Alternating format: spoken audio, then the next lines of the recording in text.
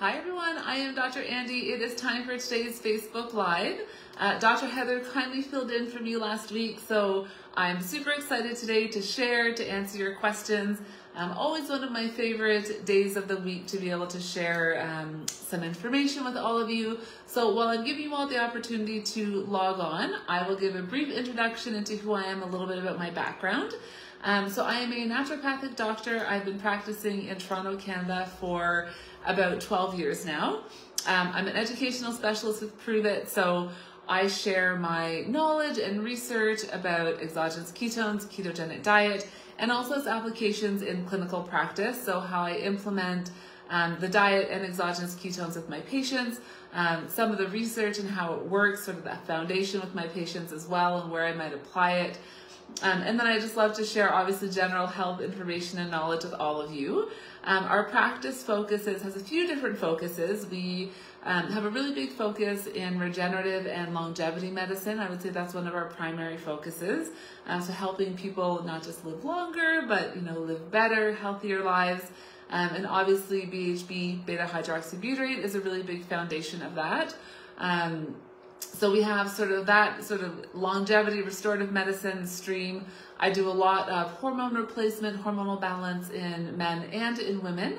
And then we also have a stream of patients who are chronic ill patients, chronic pain, fibromyalgia, Lyme disease. And really at the foundation or the root of that care is that low-carb keto standpoint. So in that kind of ill population, I'm always having them make that transition from a lifestyle standpoint and then introducing some exogenous ketones there as well. So really the foundation of our practice is focusing on low-carb keto as really that foundation to longevity and to wellness. So I've been getting quite a few questions about fasting. So I thought I would start a little bit today with fasting, and I will get to all of your questions as best I can. So feel free to start writing them, and as I always do, I will go in and answer if I've missed some of them, but I will try and get to all of them. But I want to start a little bit about fasting. I've been getting a lot of questions about fasting, some questions in sort of my DMs about that as well, specifically can you take ketones in that fasting window? So I'm a big fan of fasting, big fan of intermittent fasting. It's something that I sort of did naturally my whole life. I was never a big breakfast person. So at the time where we were told breakfast was the most important meal of the day, I still wasn't doing that. It just didn't feel right to me. My cognitive focus was always better when I didn't eat breakfast. I was never super hungry in the morning. So fasting is something I've done most of my life, and it's one of the easiest tools to introduce to my patients and in practice. So I'm a big fan of intermittent fasting, 16 hours from dinner to the first meal the next day. I love a 24-hour fast once a week, and then a longer, more extended fast once monthly. Obviously, I'm not doing fasting right now. I'm expecting in January. So obviously, if you're pregnant breastfeeding, then it's not recommended to do that. So obviously work with your healthcare provider there. And then I do allow my patients to have ketones in the morning in that fasting window. The goal of fasting is to turn on a process called autophagy. And what we have found is that beta-hydroxybutyrate will also stimulate the process of autophagy. So we're really optimizing what we're trying to do in general in that fasting window. We also know that it's more the production of insulin that will sort of shut off or break your fast. And a lot of the benefits that we're seeing from fasting in general are coming from the production of ketone bodies. So we have many years of research with respect to fasting in general. And so we suspect that the benefits that we see from fasting are due to the production of ketone bodies. So I am okay with my patients taking ketones in that fasting window because we're optimizing what we're trying to do at that time. So I do have my patients take ketones in that fasting window. You can obviously take it outside of that window. But yes, I do allow them to take their ketones in that window. Okay, so you're losing your hair after drinking ketones for almost 3 years. Why? So I think that the bigger question here is to find out why you're having hair loss in the first place versus assuming it might be due to you drinking exogenous ketones. So drinking ketones really shouldn't contribute to hair loss. The times that I will see hair loss is when somebody follows a ketogenic diet, but they're doing it incorrectly. So following a ketogenic diet, but they're doing it low carb and low fat. And we know that we need fats for proper hormone production, for proper thyroid production, thyroid hormone production. And so it's usually when I see somebody following a ketogenic diet where really it's just sort of like chicken and lettuce all day long that they're having, that's where we start to see hormonal imbalance and hair loss. You shouldn't be having hair loss at 3 years from consuming ketones. So I would speak to your healthcare provider and see if there's something else going on. So some of the other things that contribute to hair loss, stress, low iron, thyroid imbalance, transitioning perimenopause, and menopause in general, so those loss of estrogen, low B12, low ferritin. So these are all things that can contribute to hair loss. I know some people also experienced hair loss post-COVID. That does usually resolve within about 6 months, but that's something also to consider as well. So these are all things that you need to consider if you have been experiencing hair loss for that long. I really would talk to your doctor and get some blood work done, because that shouldn't be related just to ketone consumption. So work with your family doctor, get some blood work done, and make sure that there isn't something underlying that might be contributing there as well. Do ketones help with aging? So that's a great question. So I know I mentioned earlier in the intro that our focus and practice is a lot of regenerative and longevity medicine. So there's a lot of research that looks at the role of beta hydroxybutyrate, or BHB, and longevity.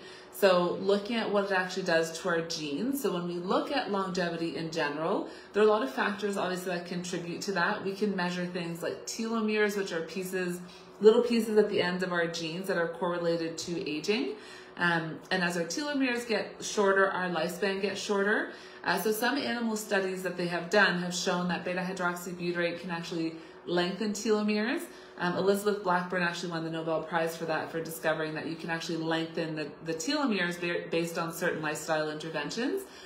So BHB has actually been shown in animal studies to extend lifespan. So, and that was done in mice, but it did extend the lifespan of mice as well. So there's a lot of research, again, looking at longevity.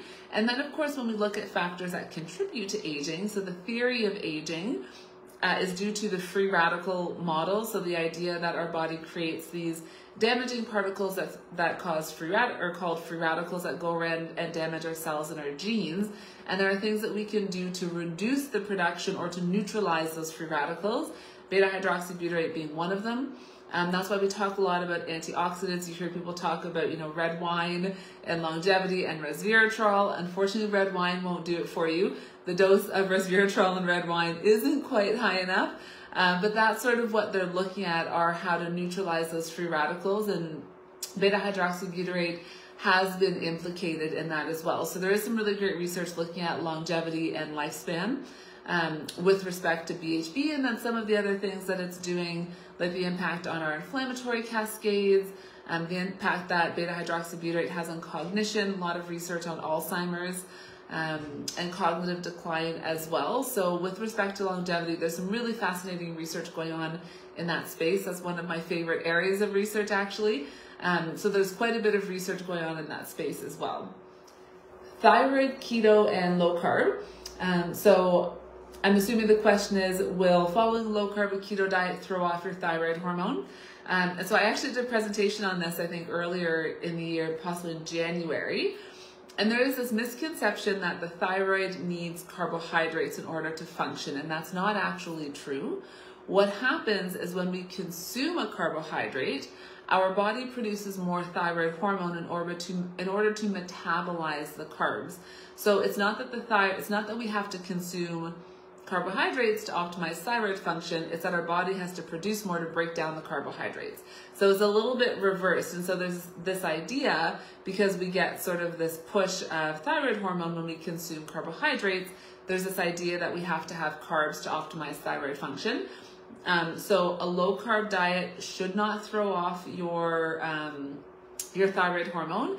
And like I mentioned a little bit earlier, it's that low carb diet, but making sure you're getting those healthy fats in. It doesn't have to be a ton of fat. It doesn't have to be super high, 70, 80% fat, but getting in healthy avocados and oils and things like that, because we need those oils and we need that cholesterol in order to make healthy hormones. So if you're following that diet the right way, you shouldn't have an issue. Consuming exogenous ketones, no issue as well with your thyroid function. It's usually more with respect to the ketogenic diet that people are concerned. Max says you're noticing your skin is clear and glowing. That's fantastic. We've actually heard a lot of people report that with BHB, they've seen things like psoriasis and eczema improve, skin a little bit clearer. So I think that that's wonderful. So feel free to share your stories as well. I love to read your stories also. So you're interested in a 24 and 60-hour fast, but you're on pain meds and need to eat something substantial to make sure that your meds don't hurt your stomach. Is there a way to adapt the fast? So it depends on if you have to take a medication with food, that does make fasting a bit more challenging for you. Fasting has, again, I don't know the root or the cause of your chronic pain at all, so very hard for me to answer, but fasting has been shown to assist with that in certain instances. However, again, if you need to eat a meal to take your pain meds, then a 60-hour fast probably won't work for you. A 24-hour fast might work for you, because in a 24-hour fast, you're still eating, depending on how many times a day you're taking your pain medication. If it's just once a day, the 24-hour fast, I usually recommend dinner to dinner so that you sleep through most of it. But you can also do breakfast to breakfast if you need to take your pain meds in the morning. So have a good hearty meal in the morning, take your pain medication, or lunch to lunch the next day. So just really pick at what point you want to start your fast. Again, if it's only one meal of the day that you need, that will help you with the 24-hour fast. The 60-hour fast will be a little bit more challenging. Again, if you're trying to take your pain meds daily, you need some food. You're going to be challenged to be able to do that. I would suggest if you do, if you could do sort of multiple days in a row of 24-hour fasting, that might be the modification that you'll need to make. And then maybe you're just doing lunch to lunch, so you can still take your pain medication in there. If you are on medication, you obviously don't want to stop any meds. If you're on medication for diabetes or anything like that, you want to work with your healthcare provider. Make sure you're not going to go hypoglycemic or anything like that during that fasting window as well. So make sure that you're working with someone who's well versed in keto and fasting, who can help you modify a little bit so that you're able to engage in some of those things. But it might just be that you're not able to do those more extended fasts, and you might just have to do back-to-back 24-hour fasting, which is also fine. Will this affect thyroid or kidney? So I just talked about thyroid, so just rewind a little bit at the end to get some information on the thyroid. For kidneys, no, there should be no detrimental effect on the kidney with taking beta-hydroxybutyrate. You do want to make sure you stay well hydrated, because it can act as a bit of a diuretic, so make sure you're drinking water, make sure you're drinking your electrolytes. You can put your Mitoplex right in with your ketones, so there shouldn't be an issue there either. With respect to kidney function, again, there shouldn't be an issue taking beta-hydroxybutyrate or exogenous ketones. The concern can often be with a ketogenic diet. Sometimes the ketogenic diet can increase the risk of stones, of kidney stones. That's often what people are concerned about.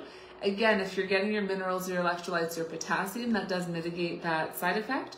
So it's just a matter of understanding and knowing how to really how to manage and replenish your system. So for anyone who is transitioning to a ketogenic diet, I'm always making my patients take a multi, B vitamin, magnesium, and electrolytes. And that's kind of how I'm starting them off, just to make sure that we're not losing minerals, because a lot of people are mineral deficient to start and needed to optimize those things anyway. So I do often say that taking exogenous ketones or following a ketogenic diet can often show us where our deficiencies are. I had a TBI, so traumatic brain injury with permanent brain damage. I'm sorry to hear that, Jason, but ketones made me able to have conversations again. That's fantastic. I love to hear that. So you're wondering why that is. So there's actually a significant amount of research looking at the role of traumatic brain injury and ketones. And so one of the first things that you want to do when someone has a concussion, brain injury, anything like that, is the faster you can get beta-hydroxybutyrate or BHB into their system. So you're looking at obviously exogenous ketones at that point, the better. So what happens when we have a traumatic brain injury is the brain starts to downregulate. The brain's ability to metabolize glucose as its fuel source becomes impaired. And so the fuel source that the brain is used to using in order to function optimally is no longer able to use. So the brain's not able to use glucose effectively, but it can use ketones effectively. And beta-hydroxybutyrate can cross that blood-brain barrier. So you're providing a fuel source to the brain after traumatic brain injury. So again, there's a fair bit of research happening right now looking at beta-hydroxybutyrate, concussions, stroke even as well. And so they're saying the faster you get BHB into your system, the greater the improvement they're seeing. So some really great research as well in the space of TBI. And again, as I mentioned earlier, sort of concussions, and then of course, sort of cognitive decline and Alzheimer's. So lots of really great research there as well. Do I have a report of patients who use ketones? Sorry, hopefully I read that correctly. So no, I don't have any reports to give you. Maybe you could rephrase that question for me, Adriana, just to make sure that I'm understanding accurately. If you could just type that again, that would be great. And then I'll try to answer that after. Oh, you're asking for links to the research. So there are lots of links in, because that's a lot of studies I'd have to post for you. But yes, I can provide some of them. I'll link a lot of studies in the presentations that I do as well. So often they're all sort of cited and the studies are linked there as well. I will probably be adding another sort of research page with a link to some of those. But yes, we can always share some of those studies. There's really great research going on in this space right now as well. Benefit of ketones for gut and digestive health. So I love that topic. I also presented on that earlier this year, ketones and gut health.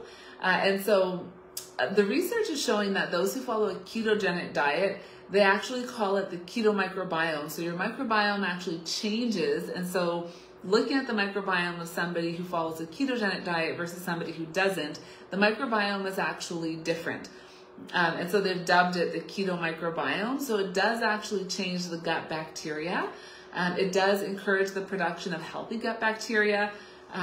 We also know that it plays a role in those inflammatory cascades. And when there's inflammation in the gut, that's what can lead to leaky gut. So there are some benefits that you could experience from beta-hydroxybutyrate due to it encouraging the production of butyrate, which is very healthy for the gut. Obviously, again, encourages the production of healthy gut bacteria.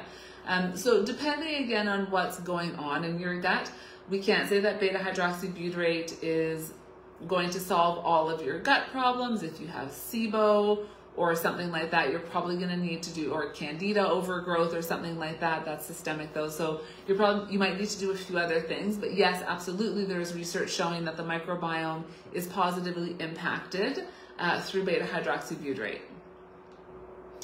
MS and fibromyalgia. So, and I saw somebody ask a question also about fibromyalgia, MS, and then epilepsy in there as well. So the neurologic benefits of ketones have been the most studied for many years. We know that the diet was created by a neurologist to treat children who are suffering from seizures, suffering from epilepsy, to manage their seizures. And so the research in the neurologic space stemmed from there, looking at MS, ALS, Parkinson's, and what they have found is that beta-hydroxybutyrate might actually be not just neuroprotective, but neuroregenerative. So there's some really interesting research looking at the role it plays on the nerves. And then from a fibromyalgia standpoint, I sort of wrap that more into kind of that autoimmune that autoimmune picture. And with autoimmune, we know underlying autoimmune, we've got inflammation, we've got mitochondrial dysfunction, we have low BDNF levels. So BDNF standing for brain-derived neurotrophic factor. So those low BDNF levels, we need BDNF to create new neuronal connections and neuronal pathways in the brain. We see BDNF levels low in those who suffer from cognitive decline and Alzheimer's. And so beta-hydroxybutyrate has been shown to impact all of those things, so that underlying inflammation, the underlying mitochondrial dysfunction that we see in autoimmune, and also upregulating BDNF as well. So again, is it going to cure any of your medical conditions? No, but the studies are showing that there are some of those underlying factors that might benefit from having beta-hydroxybutyrate or BHB in our system. So again, there could be benefit there. Work with your healthcare provider. Work with your healthcare provider, because again, it's not going to cure anything, but just to make sure that that's safe for you. Sabrina, you're an endometriosis and Lyme warrior. I'm with you there on Lyme. I also had Lyme, but cured in 2018. So that's fantastic. Thank you for sharing. So hopefully your Lyme journey is going well for you. Lots of questions today about thyroid, lots of kidney questions, lots of questions about the research. So yes, okay, I will post some of the research. We're getting lots of questions about epilepsy today. So go ahead and just rewind to hear some of the information on epilepsy, to hear some of that information on thyroid as well. So diabetes, okay, so diabetes that's probably one of the instances where I'd say you have to be cautious unless you're a controlled diabetic. So if we're looking at type 2 diabetes, we have to make sure that you're a controlled diabetic, and some late stage type 2 diabetics, if they're taking insulin, you have to make sure that you're taking your insulin regularly. The concern is diabetic ketoacidosis. As long as you have insulin in your system, that's not going to happen. So that's where the type 1 diabetics have to be cautious. Again, you need to be a controlled diabetic.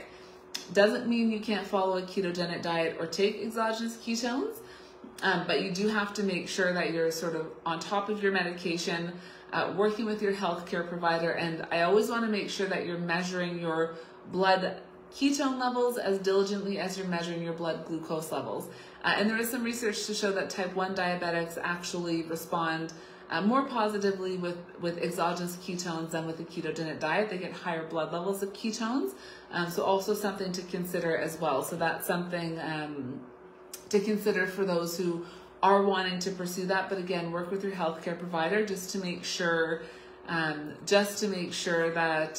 that they say it's safe for you and you're doing it properly. So you start with half a pack of ketones in the morning, half a pack in the afternoon, slowly building up. That's great. That's a perfect way to start. For some people, they can't tolerate a full sachet at one time. So it might cause some gut disruption. It might cause a little bit of diarrhea, something like that, just until your system adjusts. So that's perfectly fine just to split it up in that way. So no problem at all doing that. Split it up, half a sachet in the morning, half in the afternoon. And then you're welcome, once your body has adapted a little bit more, to try one full serving. How fast are you drinking your ketones? So I think that's actually an answer to somebody's question. So my suggestion for drinking your ketones, you don't have to chug it, but you also don't want to mix it and then just drink one serving all throughout the day. So you want to drink it maybe within the hour, because you want the highest blood level possible that you can get of ketones, because we're trying to put our body into nutritional ketosis by consuming exogenous ketones. So you do want to get high blood levels of ketones. So if you drink it over a long period of time throughout the day, you're just getting lower, you're getting consistent levels throughout the day, but you're getting lower levels. So I encourage you to drink them. I do encourage you to drink them sort of within a shorter period of time. So drink within a shorter period of time. Don't sort of drink one mixed bottle all throughout the day. Any research on eczema and ketones? So I touched very, very briefly on skin a little bit earlier. So when we see things like eczema and psoriasis, those are inflammatory skin conditions. And so yes, there is some research looking at that. We know that BHB has been shown to impact those inflammatory cascades. So there are people who have had positive benefit from beta-hydroxybutyrate, and it could be because of that impact it has on those cascades. So yes, there is research in that space as well for eczema and psoriasis and seeing improvement. I will often give my patients something topical as well.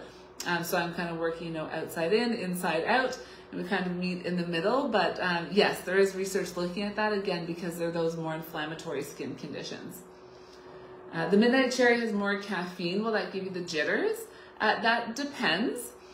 Depends on how sensitive you are to caffeine. Some people have no issue. They can drink multiple cups of coffee at one time and be perfectly fine. So our ability to metabolize caffeine is genetically controlled. So I've done my genomics. I'm one of those people, I can drink a cup of coffee at 11 p.m. and go straight to bed. There are other people who, if they drink a cup of coffee after noon, they're up all night and won't go to sleep. So you kind of have to, most people know where they fall on that spectrum. Most people are aware if they can tolerate caffeine or not, if they need to restrict or limit their caffeine, or if you drink a cup of coffee and you get a little bit jittery or shaky. Again, that's a genetic thing, so everybody will tolerate, everyone will tolerate caffeine at a different rate. So you're going to have to really sort of try it out and see what your tolerance levels are. And then if you're someone who can't tolerate caffeine and you notice that it does make you jittery or it keeps you up, then just take the beta-hydroxybutyrate or the BHB without the caffeine. And so just take the uncharged version, get the caffeine out, and that's really not a problem. So I'll often take an uncharged version at the end of the day, even though, again, the caffeine's not really an issue for me. If I'm working out at 7 p.m. or something like that, I'll have, a caffeinated version before a workout. And that's not an issue, but I will sort of limit that caffeine to earlier in the day.